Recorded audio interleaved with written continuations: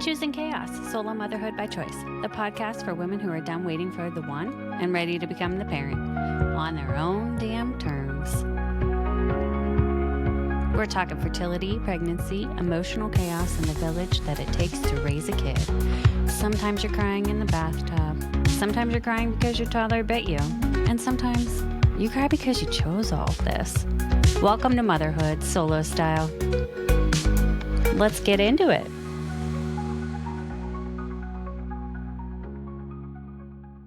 Welcome back to Choosing Chaos, Solo Motherhood by Choice. I'm your host, Lara. There are moments in life when everything feels uncertain, when the ground shifts beneath your feet and the world stops making sense. For Lara, that moment came twice, once in her own body and once across the entire globe. For years, Lara had battled the invisible challenges of PCOS, the unpredictable cycles, the failed IUIs, the relentless push through treatment. She fought every inch of progress with a kind of determination only someone longing for motherhood can truly understand. And then, just as the faintest glimmer of hope appeared, the world shut down. Overnight, the noise of everyday life was replaced with sirens, empty streets, and a kind of fear that none of us had language for yet. The timing was almost surreal. Lara was stepping into the most vulnerable chapters in her life while the world around her was navigating chaos. Hospitals went into lockdown, shutting out visitors and tightening restrictions overnight. Families were kept apart, and she was suddenly facing the enormity of early pregnancy in complete isolation. This is a story about timing and possibly hard timing, about fighting for a new life while the world seemed to be holding its breath, about resilience in the face of uncertainty and the courage it takes to keep going when everything feels like it's falling apart around you. This is Lara's journey. It's so nice to meet you. I feel like it's been forever in the waiting, right? Yeah, yeah. It's great to meet you as well. So, your journey to motherhood spanned more than 6 years. Can you take us back to the very beginning and what those early days look like for you? Yeah, 6 years from the first try until success, and really almost 8 years from the decision point to do it. So when I was 35 years old, I remembered that a friend's older sister had told me that um, she and her gay male best friend from medical school had agreed that if they reached 35 and weren't married, they'd have a baby together, and they had done so. And when I turned 35 at my 35th birthday, I asked that friend just a bit about that decision. And she sent me in the mail a book called Everything You Need to Know About Your Biological Clock After 35 or something like that. And I read it and I went to the doctor and sort of said, like, when do I have to decide, whether I would pursue motherhood as a single woman? Like trying to get a deadline out of her, by what age must I decide this?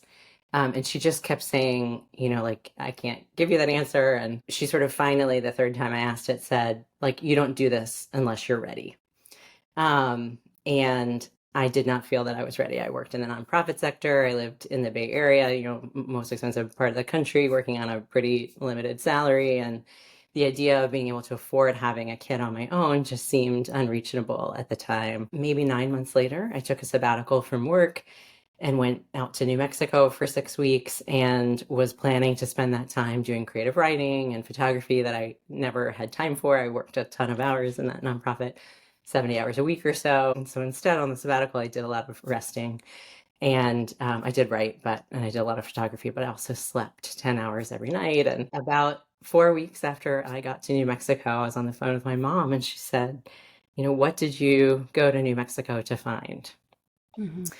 And when I left San Francisco for that trip, or I guess at the time I lived just south of San Francisco in Silicon Valley, when I left, one of my best friends had handed me a book to read. Like, oh, well, you'll have time to read. And it was a memoir by a woman called On the Outskirts of Normal. And it was about a blonde woman in West Texas in the 1980s adopting a Black child on her own. And I was like 3 pages into the book when my mom called and asked me, you know, what did you go to New Mexico to find? And I really had not ever said aloud or even in my own brain said before, that I'm trying to decide whether I'm gonna, be a mom even though I'm not married. But what I said out loud to her was like, I don't want to miss out on motherhood.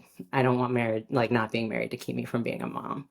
Yeah. And she just immediately dove into planning it. She like started talking about how I could live in her house in Atlanta because she had moved to Washington, D.C. and was renting out the house I grew up in. And my brother's family could come and live there too and give me help and whatever. I mean, she just like dove into planning it. And She was all so in. it was amazing. Like having that affirmation from the first second I said it out loud made an Hmm. enormous difference. And so a couple weeks later, went back to the job and went to the fertility specialist and started out with lots of tests. They want to make sure everything's working in your Hmm. body, and so there were like a lot of tests before we really got to the place of getting started. And we're going to start with IUI, and at some point in that same year, I got a new job. So I got hired to be the executive director of a nonprofit, and I was really excited about it. And when I switched jobs, I discovered something I hadn't realized, which is that I would be the executive director of the Bay Area chapter of a national nonprofit that's headquartered in Boston. And Massachusetts was one of 15 states at that time. This would have been in 2013 that requires fertility coverage in health insurance. And so I found out that I now would have health insurance coverage for the fertility treatments that I would require as a single person, but also as it turned out that I would require because of infertility issues. Yeah.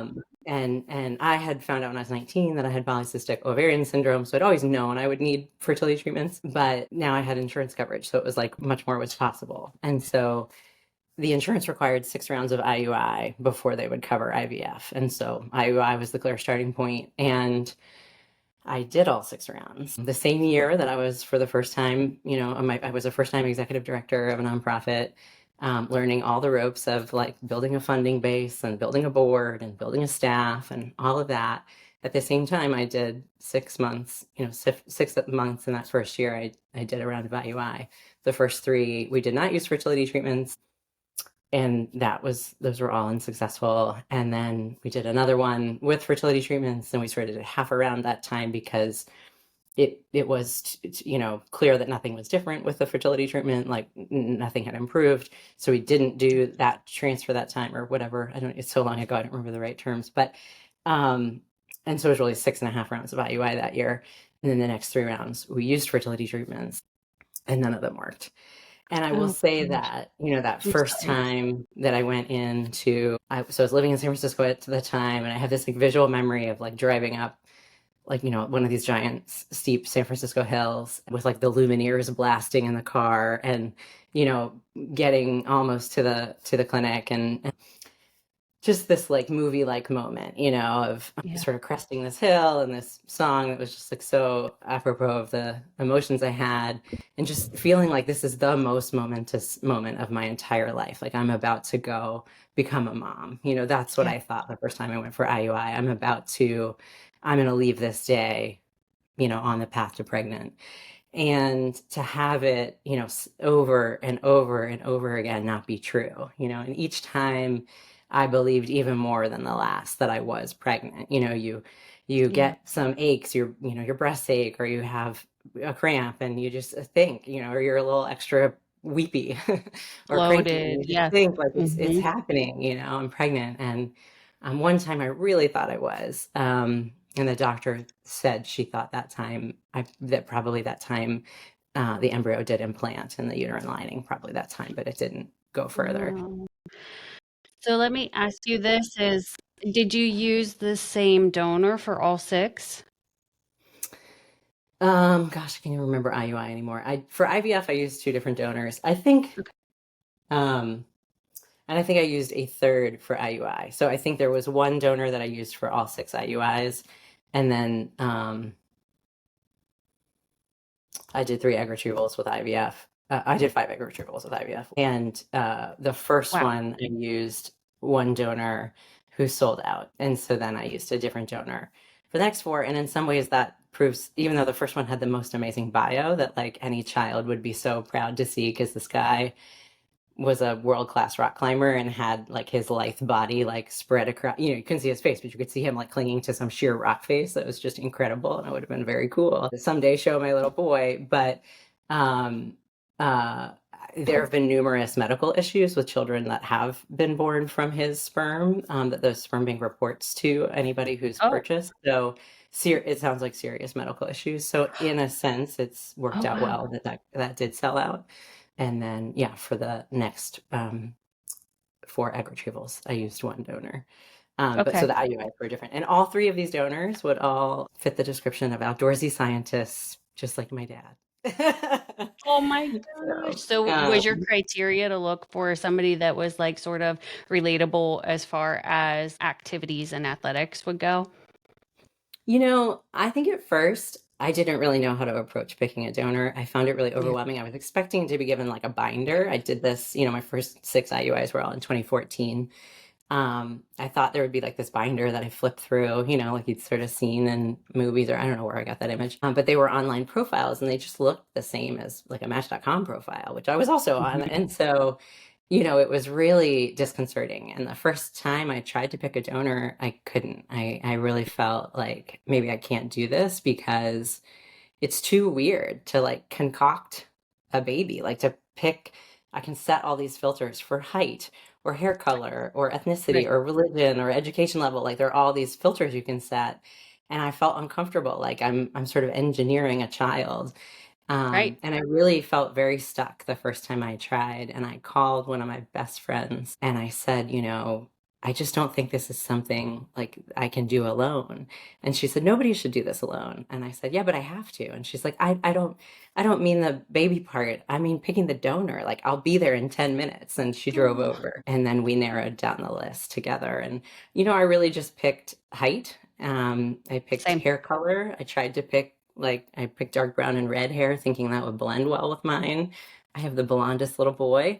Anyway, It's funny you but say height because that was one of mine too, and I feel terrible saying that, but I'm like, I'm 5'1", and I had a feeling that I might have a boy, you and so I wanted to give him not a gonna go chance from your of being side. tall. Yeah, so I mean, I actually picked the kind of men I'm attracted to, which is like Yeah, men 6 feet and and that. taller with dark hair, and then I just like read the bios and sort of at UCSF where I did all of my fertility treatments. They have a psychologist they require you to meet with before you select the sperm donor, and somehow they forgot to have that happen before I picked, so I'd already picked. But she gave really good advice that thankfully retroactively my choice fits, which is that you should pick a bio where you can describe to your child why you chose this person, like not their features, but this person. Yeah. And I read all these different bios. And this one was well written. It felt he had a kind voice. He seemed passionate about some things. It happened to be the outdoors was one of those things. And that's very, meaningful to me. I spent a lot of time hiking and my dad, great, raised me that way. And my mom always taught me, my mom and dad both taught me to like identify wildlife that I'm seeing and all this, just naturalists for parents for Oh. sure. Definitely looked for that, but it felt like I will feel good when he reads this. And I Hmm. didn't feel that way about a lot of the profiles. And I Yeah. think I don't remember it well what this final profile was, but I just remember like a kindness seemed to be there, and that felt good to me as well. So, Right. and then I did set like I set a graduate degree as just a proxy for some level of education, even though like many, many, many brilliant people have not gone to graduate school, but just sort of assuming like you wouldn't get to grad school without having some, sort of intellectual bent, Yeah. which is also important to me and my family. And so, or just is defining of me and my family. So wanting to Yeah. match that as well. Absolutely. It sounds like we had similar ways of looking at the donor. I was overwhelmed in the beginning too. And then I think I took like a few weeks off and was like, all right, I need to take a break. But they sell out so quickly, some of the good ones. And then Yeah, I they was like, do. It's well, we possible gotta. for the IUIs that I might have needed too. I can't remember. So you mentioned balancing the fertility treatments while also leading the nonprofit as the executive director. How did you manage all of this as well as your emotions during that time frame for the IUIs? Honestly, I managed it better for the IUIs than I did for the IVF. I ended up leaving the job because of the intensity of the IVF experience. Yeah, well, so I did 6 rounds of IUI and then I took a 15-month break. I had a boyfriend during that time. I just sort of took a breather. I was pretty scared of IVF because the same friend who inspired all this with her stories of, at 35, she and her best friend having the baby together, um, had told me that when she did the injections for IVF in your rear end, that she had to sit on a pillow for 2 months. And I kept being like, I can't do that at work. Nobody at work knows I'm doing this. Like, how will I keep it under wraps? And with IVF, there are like 1,000 appointments a week. Like, you need to go in at 7 a.m. every other day and get levels measured. And there's just so much more intensive in terms of the process that where Right. I did keep under wraps. It's IVF, easier to hide. yeah, like, and my staff definitely started to notice and be concerned, like, why are you going to the doctor so much? Or, um, Also, um, none of your business. yeah, but like out of love and worry, definitely out of in a good place. So I would say that it was easier to keep it under wraps when it was IUI. With IVF, I was 39 when I did IVF, and so my doctor really wanted to do all the egg retrievals up front. Um, in order both like to basically then test the embryos and be able to use those that are, so test them for genetic, whether they're genetically normal or not, and then only use embryos that are genetically normal, but they also grade them on us. It's a little bit like getting an A+. There's like, you may have, if you did PGD, it's like they get a 3, 4, or 5 and an A, and then there's like an A and an A, or a B and a B, or an A and a B. I don't know. So you get like 3AB, 5BB, that kind of a thing. And one Yeah. is the equivalent of like A+, and one is the equivalent of C-. And so the idea was that like if we kind of download all the eggs up front, then we can use the highest scoring one first, right? Like give Yeah. ourselves the best chance of success by using the one that looks the best genetically. Um, and so and she really wanted to get all the eggs. I'll do all the egg retrievals before I turned 40. I did 5 rounds back to back, which means that from August 1st until January 18th, I was on fertility treatments continuously. And I would recommend that nobody do that, no matter what. Um, it was insane. And so I mean, they're just the way that the hormones affect your emotions. Like one minute you just want to be crying, the next minute you want to be Hmm. punching the wall. Like you just, you're just this like pinball machine of emotion. And then you're exhausted. You get, I get a lot of headaches in general, but I got a lot of headaches from those medicines. I also had like a herniated disc, desiccated disc, and bone spur in my neck that caused like immense pain for a year within that time. I was like already dealing with intense pain. Um, it was just like insane for my body and for me mentally. And so like not my local team, but like the people I didn't work with daily across the country in Boston, I like snapped at people a couple times. People took notice that something had changed. Yeah. Um, and I took notice that something had changed and it didn't feel good. Right. And so it did, sort of affect my mental health, I would say, in a significant way. I sort of reached a point where I felt like I was going to have a breakdown because Oh. um, it was just so intense. And then there was one cycle. UCSF had never before had a patient who had insurance coverage for IVF, and so they kept forgetting to bill my insurance. The billing Oh, great. coordinator wasn't used to doing that. I had taken to like emailing her every time because I had to postpone my first. Like we missed the start of one of my rounds because it hadn't been approved yet by insurance because she forgot to submit it. Yeah, the So pre-auth. I Yeah. would take into project managing the billing coordinator's world of just like emailing her, making sure she had done everything on time. And I emailed her, I think the 4th round, and she hadn't done it. And I came to the realization while I was home for like the Christmas holidays at my dad's house. Like I remember sitting up in the upstairs bedroom on the phone with the insurance provider who was like, we have no request. This woman was telling me I was going to get a bill for $25,000 where I was used to paying $250 copays because, you know, UCSF hadn't billed for it. So I had to pay it. And I was losing my mind at that point. I mean, it was just incredibly stressful. I would not have been doing IVF if I didn't have this insurance coverage. So I was really freaked out for about 2 weeks.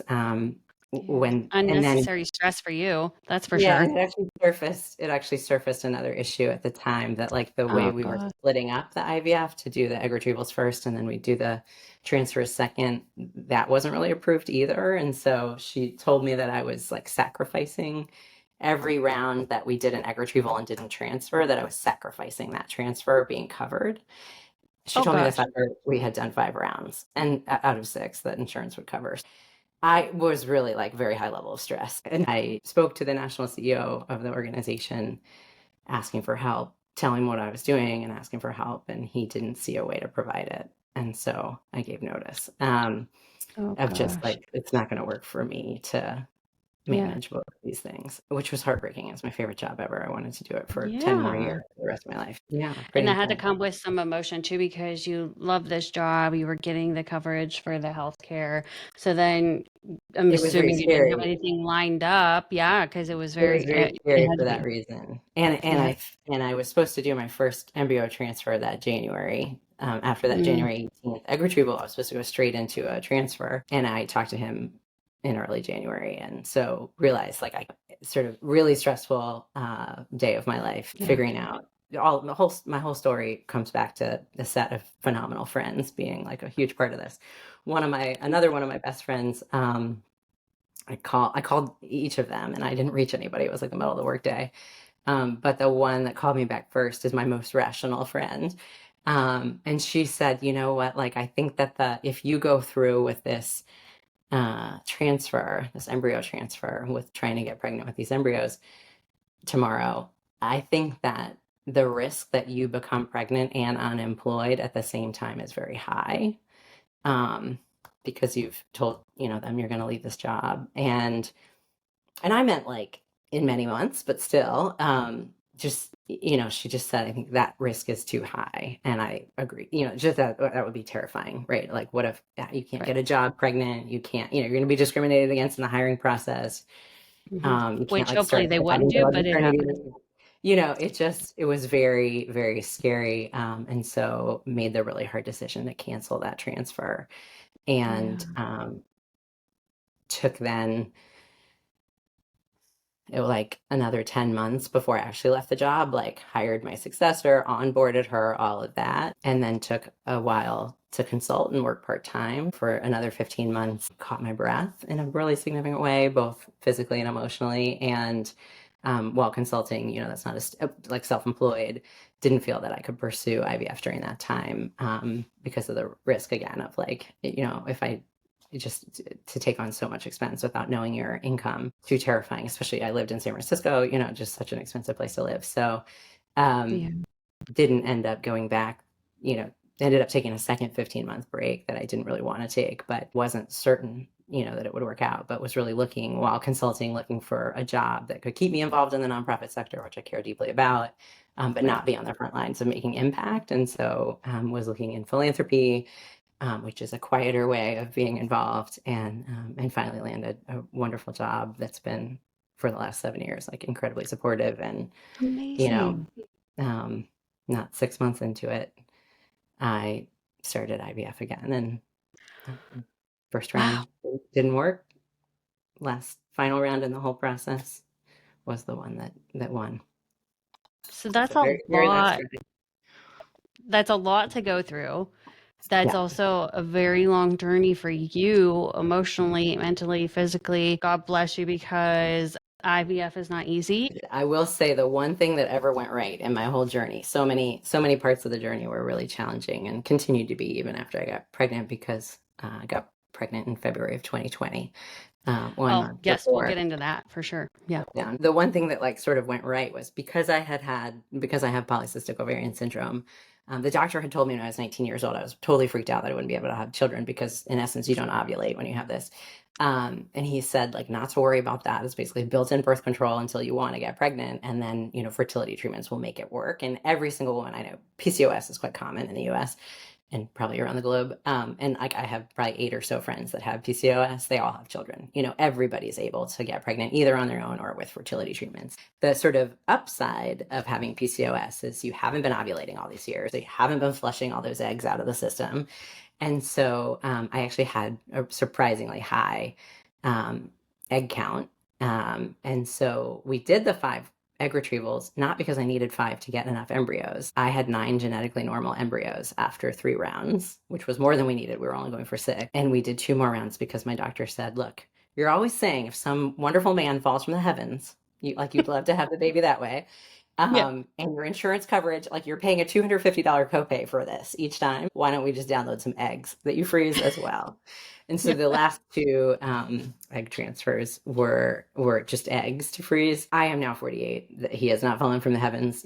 Those have been dealt with, but donated to research. But I did at least have, because of that, like sort of really high egg count, we were able to produce a lot of embryos and therefore had enough to do the testing. And so we're able to use embryos that we knew were genetically normal, which proved really critical because my first egg retrieval, I got 9 embryos and only 1 was genetically normal. And so had we just used those 9 embryos for the 6 rounds, very high chances that I would never have gotten pregnant. And the good news is that when she was so surprised that it was 1 out of 9, right? Like she really thought it was going to be 50-50.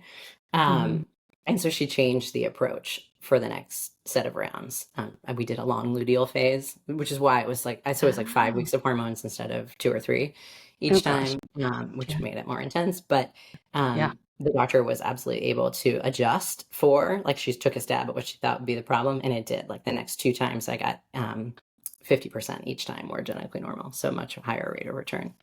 I might have to steal that idea from you. I'm assuming you got pregnant, and from that transfer, the second one you said, right? Or was it? Yeah. Okay. Tell me about like everything after that. I wish I could remember the moment I found out that I was pregnant. I can't. It's so crazy. I remember so many of the hard moments. And some of it is that 2020 was the most intense year of my life because my mom became gravely ill as well. And so I spent the first half of my pregnancy trying to keep my mom alive from a distance, and then the second half wrapping up her life from a distance and grieving her. She died when I was 19 weeks pregnant. Oh man, I'm so sorry. And so she came really close, to knowing my son, but didn't quite make it. It was a really dark year. Yeah, she really is. I'm sitting next to a painting that she painted. I have 100+ pots of pottery that she made. Like in my living room is like all her. But so I found out on February 15th that I was pregnant through a blood test. I was 6 weeks at that point, and at my 10-week appointment with my fertility specialist of 6 years, which was like March 9th, I think, something like that. Maybe it was March 16th. It doesn't matter. It was middle of March 2020. And I walked in, and my fertility specialist, who I'd worked with for 6 straight years, had a mask on. And this was going to be my last appointment with her. She's handing me off to OBGYN. And she cried, telling me, like, I can't hug you today because this coronavirus that we've been hearing about is, the data that we have, the only data we have to go on for pregnant women is from SARS-1 and MERS. And they're small data sets. But what those data sets showed pretty holistically is that women who contracted either of those viruses in the first or second trimester of pregnancy, either the mama or the baby died. And so you are going to have to be completely isolated until the end of your second trimester, which was July 23rd. And in 1 hour, and she said, today at noon, the mayor of San Francisco is going to announce our nation's first shelter-in-place order, and everybody's going to be locked down for 3 weeks, but you have to be in isolation, for these next 4 months, because the risk is too grave that either you or the baby would die if you contract this virus. And that was like an insane thing to hear. I then, I left her office at like 11:15, and she had said this announcement would come at noon. I went straight to the grocery store. Like last time I'm going to be in contact with humanity. I'm going to get some groceries. Right. Apparently everybody had heard. So the, Diamond Heights Safeway was like shoulder to shoulder people. So I burst into tears in the middle of the line because I've just been told I'm supposed to be completely isolated. And I have people like all around me, and I explain why, and everybody backs off, and they push me to the front of the line, and they like get me through as fast as possible. There are good people in the world. so many good people in the world, Yeah. and from then on, then I'm a single woman living alone in a 500 square foot apartment, with a baby growing inside me, and like nobody in my family ever got to see me pregnant because nobody lives here. Many of my friends didn't. The friends who saw me pregnant were the friends who were willing to take long walks on opposite sidewalks or go hiking, and that was really like the only way that we saw people in those early months. And that same week, I think that the doctor told me that all that was happening, my mom was supposed to have a doctor's appointment with a specialist who hopefully would have diagnosed what was the thought was. Not that she told me any of this. She kept all of this under wraps because she didn't want me to cancel my IVF rounds and fly out to Washington, D.C., where she lived, and take care of her. So she did not tell me the full, or my brother. Like, she told us minimal information, but her doctor and I later pieced it all together. And that same week that I found out about this isolation I had to be in, not knowing that everybody else would be isolated too that long, and Right. beyond. It sounded just insane. My mom was supposed to see a specialist who her doctor later told me probably would have been able to diagnose her at that point, but they canceled the appointment because of COVID. And so a month after that, she went to the emergency room and she was in the ICU for 10 days. And they ended up releasing her when she really wasn't stable or able to be released because they were trying to save beds for COVID patients. And they sent her to a skilled nursing facility, half of whose staff were out because of COVID. It was completely decimated. And they were incapable of taking care of her anyway. She should have been in an ICU. But they also, like, on the weekends, there was really nobody there. And so she basically died because of being in this skilled nursing facility that couldn't take care of her. Oh my Um, God. and so all of that, anyway, all of that is going on. And then all of this time, it's just like isolation. And, in the early days, like, you couldn't get groceries reliably delivered. Like, if you ordered, they'd come a week later, or like 1/3 of what you ordered would show up. I lived in a 10-unit apartment building, and all of my neighbors bought all of my groceries for the first couple months of COVID. Every time I go to the grocery store, they would just find out what I needed and they'd bring it. One of my direct neighbor knew that, like, my pregnancy craving was a Safeway birthday cake, like that very, the Very icing, specific. the very specific cake, and Yeah. Safeway wasn't selling them. So she would just go to like all the grocery stores and bring home whatever birthday cake they had. It was really sweet. And then one day, like, Safeway had the cakes and she was super excited. But, and I got my craving met after many months. So hold on, your mom, I'm so sorry, one, about that experience for your mom and what she must have felt going through all of that, knowing that her children weren't able to be close by. And then also from your side, being in isolation, being pregnant, not being able to be with your mom and or really know in the beginning what was going on with her. Yeah. I'm so sorry that you all had to go through all of that during Thank you that so time. First off, COVID sucks. I think we can all say that, but my gosh, that's a lot of emotions for your entire family to go It through. was, I appreciate that. Yeah. My brother lives in another country too. So the borders were closed. So he couldn't get out of the country for a long, long Yeah. time. There was like no option Yeah. for him to come to the US to take Right. care of her. And so it was just, we felt handcuffed. The doctors kept saying, like, don't, you can't take the risk of getting on an airplane. You just can't, it's too, and there's some silver linings and all that. Like, one was that my dad had been very concerned about me pursuing single motherhood. And he'd been opposed. All of this time he'd been really opposed to it. And at some point I had asked him, like, are you ashamed? Like, do you think it's weird that I couldn't find somebody to want to have a kid with? And he said, no, it's just, a child is a terrible burden. My dad, who loves me, says, and just, it's so much stress to bring on yourself. I'm just worried. So he had been sort of the one voice of grave concern about this whole crazy pursuit. And the minute that he found out about my mom and I said that I wanted to get on an airplane, but the doctor was saying I shouldn't, he said, you can't put the baby at risk. You can't get on that plane. And it was like the minute that I was pregnant, he was all in on being grandpa and like just like all about this baby, and has been ever since. So, but that was like the trigger moment of like, absolutely not. You can't get on the airplane. I know He how was much you very want to. protective. You can't put the baby at risk. Yeah. That was, a beautiful silver lining. And of course, as much as I grieved so much, like how close my son and my mom came to knowing each other, but didn't. Um, in some ways, like that super long road to him, like in some ways his timing was perfect for me, not for him. It sucked for him to miss his grandma, and it sucks for her to miss him. But he's every single ultrasound when I'd see the flashing light of his beating heart, and every kick that I'd feel to me was a kick of joy, right? I would have been in such a dark tunnel that year. But he was the light at the end of that tunnel all along, right? He gave me so much joy during this incredibly difficult time. And Um, hope. I can imagine hope through the yeah, darkest time in our lives. I mean, yeah, we're not too far apart age-wise. So, like the darkest time that we've ever had to live through. And pregnancy is hard by yourself. Like, one, it's hard being a single mom by choice, but pregnancy is so lonely for women who even have partners. And yeah. then to throw COVID on top of that, my gosh, you are very strong for going through all of that Well, and and being in so all of isolation. Yes. thank you. Well, and it's like in a way, it's all downhill from here. Like nothing could be harder than all of that. Like we had wildfires. Like in my Zoom baby shower, I was sitting in my one of my best friend's backyards.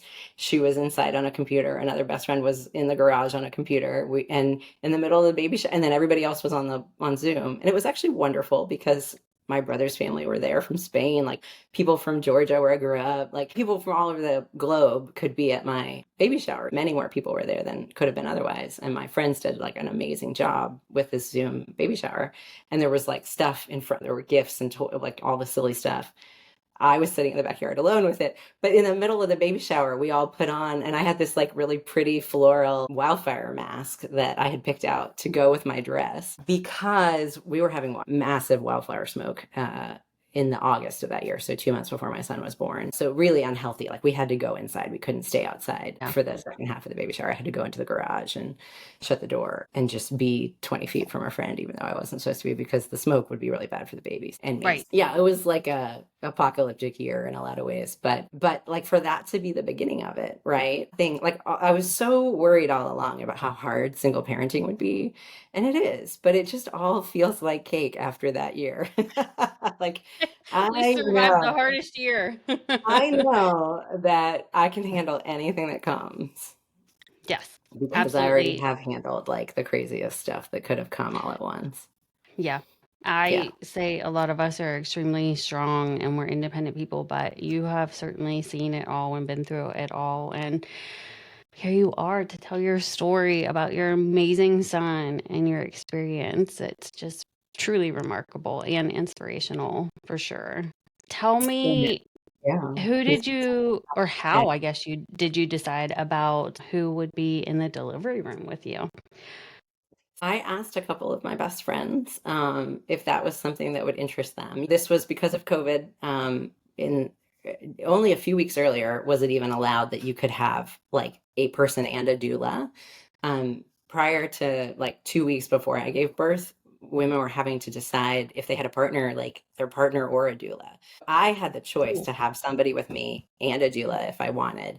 I ended up not going for, I did have a night doula after he arrived, but I did not have a labor doula because I had friends tell me like I didn't need one. Like I got to the hospital before, like I gave birth before she arrived.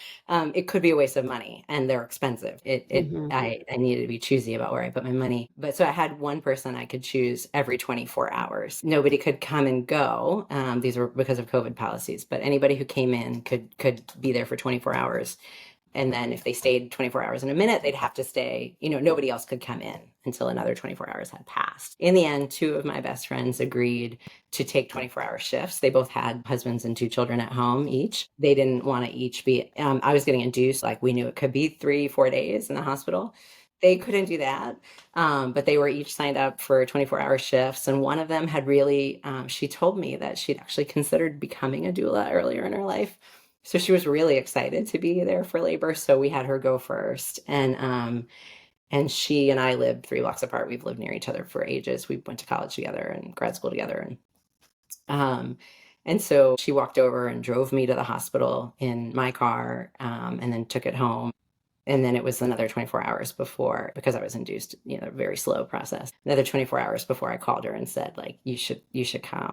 And so she was amazing coach. She like counted the, one with each push. She did the counting, and she was really good. At one point, the whole room went quiet and her eyes went really wide, and nobody else was saying anything. I said, like, what? And she said his heart rate plummeted. The baby's heart rate plummeted. She could see it on the monitor, and so then they heard her say that. They were like, "So yeah, we're gonna have to do something." And they went and got the attending, and the attending walked in and said, "We're gonna snip." So I got an episiotomy, and they cut me open, so he was stuck. His head was stuck, and so they opened it up. Out he came, and then again everybody went quiet, and I looked to her and my friend, and she said, "A lot of blood came out when you gave birth." And I had to be on IV iron for the next 2 days or so. It was just, she was great. Like, she was on it. She knew what was happening. And she said at one point, like, "Is it okay if I watch when he comes out? Like, do you mind if I look at you there?" Because, she was just really excited about seeing a baby be born. She'd given birth to two, but she didn't have a good view of it, right? So, Right. It's a whole different so perspective. she was amazing. And then she went home that night, and I, of course, did not sleep, hooked up to all these machines, but spent the night. And then the other friend, even though we were done, the friend who was slated to come for the second 24 hours, like, still came the next day and hung out with us and got to meet my son and all of that. They're his two first friends, I always say. And they were both tremendous. Did he, even though he was stuck and he came out after they cut you, which I hope you had an epidural for that, but you I did. did, but I understood too late in the game. So just for anybody my doctor had said, the minute you think you might want an epidural, ask for it. Yeah.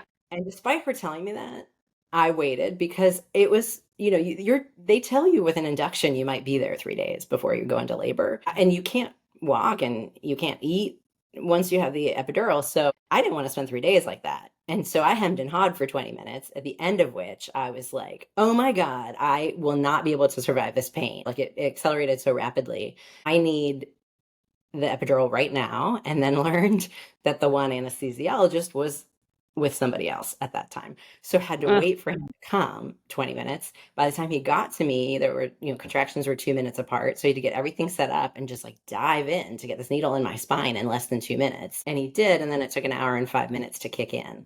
Definitely take the advice that the minute you think you might need the epidural, you ask for it, because Yes. oh my God, the pain. And I have so deep respect for all the women in the world who give birth without one.